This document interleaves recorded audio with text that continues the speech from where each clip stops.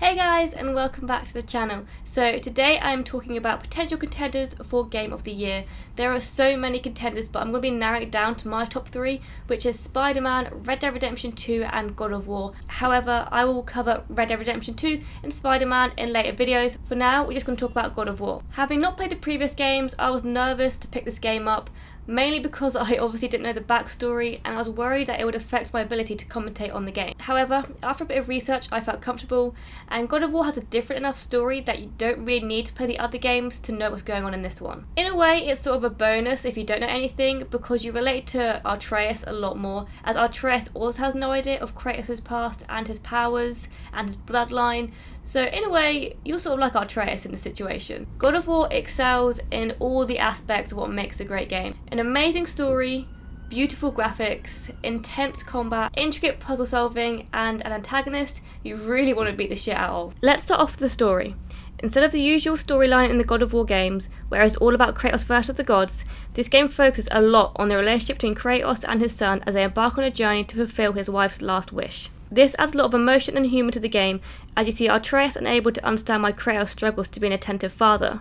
However, as the game progresses, their relationship changes, and as Atreus starts to become more independent, his effectiveness in battle becomes stronger. One of my favourite things about this story are the villains in this game. To me, a villain can either make or break a game, and Baldur does not disappoint. Baldur made me rage so much in how he mocks Kratos, but at some point, you start to feel bad for him learning of his past and his parents. However, it doesn't make killing him any less satisfying. Trust me. The twists and turns in this game were also unpredictable to me, and it's nice to find out something you weren't expecting. This game isn't just about defeating enemies though, it's about accomplishing all of this with your son and bringing up questions of sacrifice, family, and understanding the anger in Kratos' actions. Another aspect I love about God of War is that the main quest is urgent, but not everything revolves around it. You have the freedom to go and explore, complete side quests for NPCs, and even free dragons from their shackles, making the game less linear and allowing Kratos to parent a bit more. Although, taking your time can lead to Atreus nagging that you should get a move on, which while annoying, it is realistic to a young child. You also have the option to complete puzzles, which I'll admit I would never leave a chest unopened, even if it took me like half an hour. Sometimes it would take me ages to find a rune, but it was always worth the potential to upgrade my health or rage meter. It goes without saying that the acting in this game is phenomenal. Atreus acts like a kid who feels misunderstood, and Kratos acts like a father who has no clue how to be a parent, except being incredibly protective over his child. Midir also adds a lot to the game through his storytelling when you're just rowing in your canoe, floating between missions and side missions. Even when you dock onto dry land, he promises to continue his story once back in the boat, adding so much more richness to the story of the game. The second point is combat. The combat in God of War is incredibly fun, and I never got bored of throwing my Leviathan axe around or ripping enemies in half. I relish the challenge and would get frustrated at myself for making a mistake when I knew I could have done better.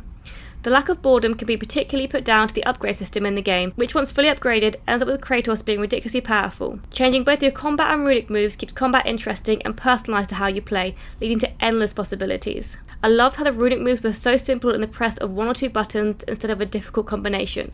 Both light and heavy runic attacks really affected how you play as to whether you were damaging one enemy or a whole group of them, allowing you to strategise more.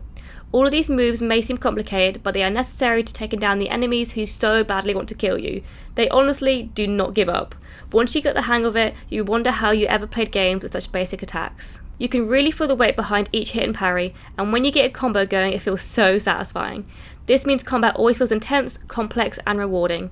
Throwing the axe to freeze an enemy, then being able to call it back like I'm Thor made me feel super badass. And Thor is one of the best Avengers, let's not lie. What's also great about the boss fights is how much they vary, and you can't use the same tactic against each boss. You wouldn't fight Baldur the same way you fight the mountain dragon, and if these bosses aren't enough for you, you can always try your luck against the optional 8 Valkyries, which require resilience and determination to beat. As the game progresses, Atreus becomes more fundamental to your fighting. You start off not really relying on him too much, but before you know it, you need Atreus in combat. When I couldn't use Atreus, I honestly felt lost and kept mashing that square button, even though I knew he couldn't fire his arrows. When you want to upgrade your weapons, you would head over to either Sindri or Brock, who have one of the funniest sibling relationships I've seen. They are both entertaining and endearing with their smack talk about each other, but you can tell they also really care for each other. And the third point I want to talk about is graphics. Honestly, just by looking at this game, you can tell it's fucking beautiful. Visually, it's one of the most impressive games I've ever played, and the competition recently has been very tough. Playing through the game the second time, I really came to appreciate how the game looked and the immense detail and everything. One of my favourite parts of the game is the Witch's area. The amount of richness and colour in this scenery really is breathtaking. Even though I mentioned this before, the acting in this game is amazing. It's almost like you can tell what Kratos was thinking just from a minuscule movement in his face. In addition to this, the lack of loading screen allows the game to flow seamlessly. This also means the game progresses in real time, making it more realistic and immersive. Because there was never a cutaway scene, you're there with Kratos every step of the way. However, the journey never felt tedious. The whole design of this game is incredibly well done in how it links it up, and you never have to travel too far to get to your objective. However, the scenery does vary enough to feel like you're in a completely different place. Of course, there is this idea of fast travel where you can travel through a door and end up somewhere else, but there are still no loading screens, therefore not breaking the immersion. How they pull this off with such a graphically stunning game, I have no idea. Overall, God of War is definitely a contender to be Game of the Year, with some people even saying it could be Game of the Century. And I can understand why, especially after playing it a second time.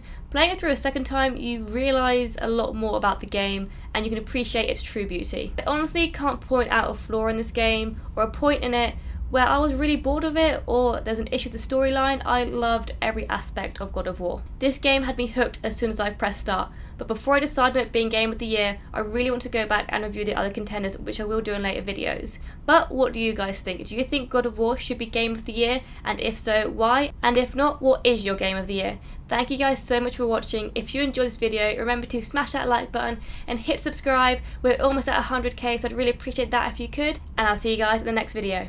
Bye! Mwah.